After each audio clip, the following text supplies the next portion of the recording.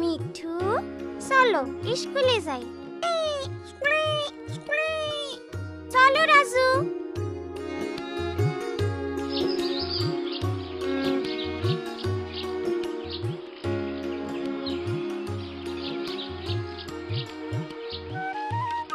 চম্পা, চম্পা। ও মিনা, চলো। সেদিন সকালে যখন আমি, রাজু, মিঠু স্কুলে যাইতেছিলাম, তখন স্কুলের সিঁড়িতে একজন নতুন ছেলে বসা ছিল। তার আচরণ আমাদের থেকে অন্যরকম মনে হইতেছিল। পরে বুঝলাম এর কারণটা কি। আমার ছেলেটারে তো আপনাদের স্কুলে ভর্তি করাইছি, ওরে ভালোভাবে দেখায় দিলে ও সব পারবো। আপনি এটা নিয়ে একদম ভাববেন না আপা, আমি ওর দিকে বিশেষ লক্ষ্য রাখব।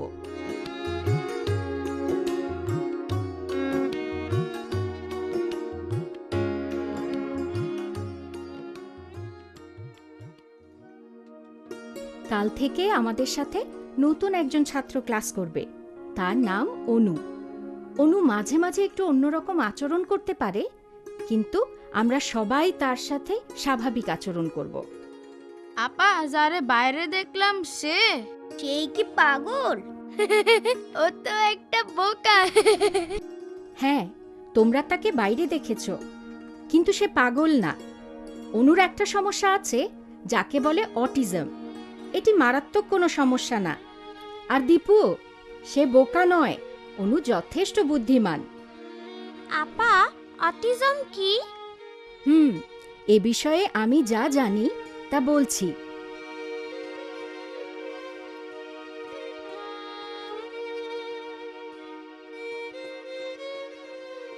অটিজম হলো মস্তিষ্কের বিকাশজনিত সমস্যা।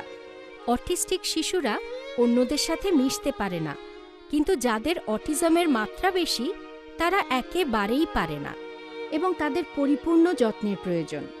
এগুলো অটিজমের কিছু লক্ষণ।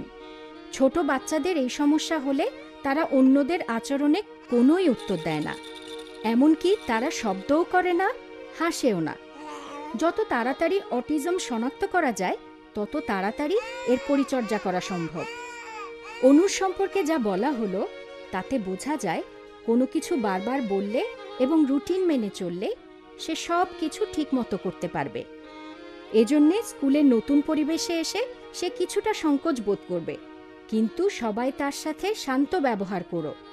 আর দীপু, কোনো দুষ্টুমি নয়। মিনা, আমরা কি ওনার বন্ধু হইবার পারি?